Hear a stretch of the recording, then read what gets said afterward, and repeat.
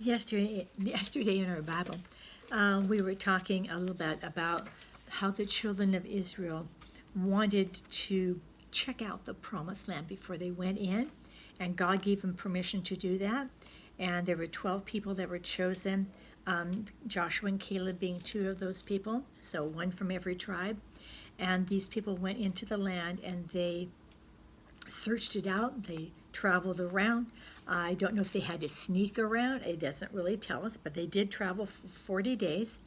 And they finally came back and they brought this gigantic clump of grapes plus some figs and some pomegranates. And they began to tell about what a wonderful land it was and how beautiful it was.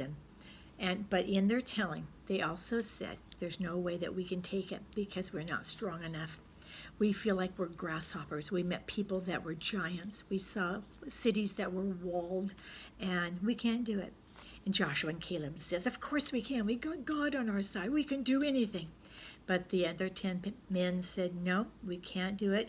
I don't care how long you live. We could never do it because we are too little. We're not big enough. We're not strong enough. This is a these are powerful people. And Joshua and Caleb disagreed. But the people listened to the 10.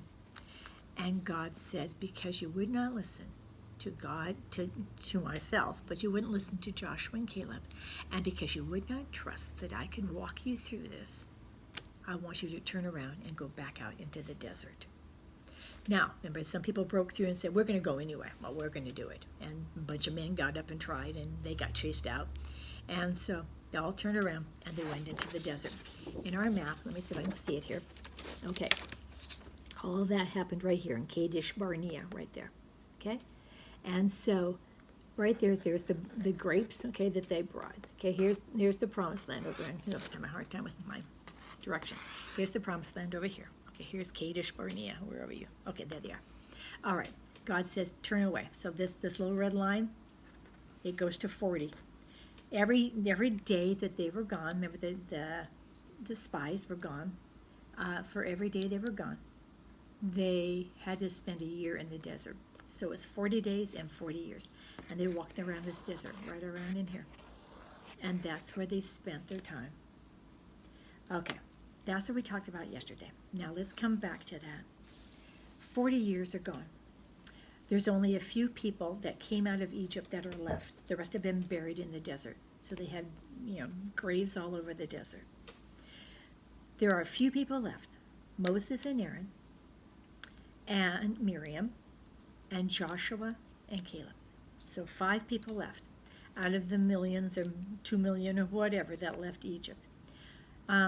Except the kids. I guess that I forgot about those people. The kids are still alive. Anybody who's 20 years old and younger is alive. Everyone else has died. All right? So God leads them. Remember, they're following this pillar of cloud, pillar of fire. God leads them back to Kadesh. So he leads them back right to there. Okay, so now they're in Kadesh. And Miriam dies in Kadesh. Doesn't tell us how, it just says that she died. While they're in Kadesh, the people begin to think that God is not taking care of them. And so they start to complain. Now these are the kids. The old ones are already dead. These are the kids. These are the ones that are 20 years old and younger, and then they're grown and married and got kids of their own. But they are complaining. And the same old thing, Moses is over us and we don't like his leadership and on and on and on. And Moses and Aaron, they just bowed down and they just prayed, Father, what are we going to do with these people? They're thirsty and again they're thirsty and they aren't trusting you and they're blaming us. And this is what God says. The Lord gave Moses some specific directions. Take the rod and gather the assembly together, you and Aaron your brother, and speak unto the rock before their eyes. And it shall give forth his water, and thou shalt bring forth to them water out of the rock.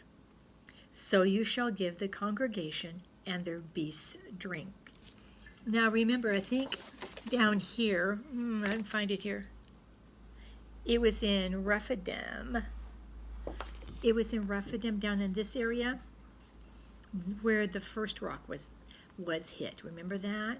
And the water gushed out. Okay, so that's where the rock was first, when God first talked about the rock. Okay, now we're up in here, and God is saying, speak to the rock before their eyes. Okay, got those words? Okay, speaking and hitting are not the same. So as Moses stood before the people, he was so upset because they were complaining. And Moses had lived through how many deaths, how many people had died. And we were talking about hundreds and hundreds of thousands of people that Moses had seen died. And all this time, God, for 40 years, God is taking care of them. And yet the people are still not willing to trust. And it just upsets Moses so much. All they want to do is just blame him and blame him. And so Moses went, he gathered all the people around. He went up to that rock that God told him to speak to. And Moses took his staff and he struck the rock twice. And immediately water flowed out of the rock. And the people were so thrilled, they began to drink, and they gave water to all the cows. Now, we're not talking about a water fountain. We're talking about a major, like a river of water. And the animals drank, and God said, wait a minute. I didn't ask you to hit that rock. I asked you to speak to that rock. And because you did not obey me. It says because you did not believe me, I will not allow you to enter into the land of promise. After all of these years, Aaron and Moses leading these people who were rascals, who complained all the time, after all of that, they weren't going to get to go to the promised land. That is a sad thing to hear. And Moses, I don't know what he felt in his heart. I don't know why he hit the rock. Was it because he was mad at the people? I don't know. But God made the miracle happen. But Moses knew that from now on, he was not going into that promised land. It was time for the people to move. And the people asked, let me see if I can show you my map again.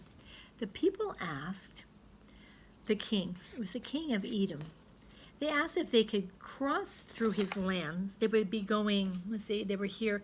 They would cross through his land. They were going up, I guess, up into this area, into the promised land. And they needed to cross his land. And they said, could we do that?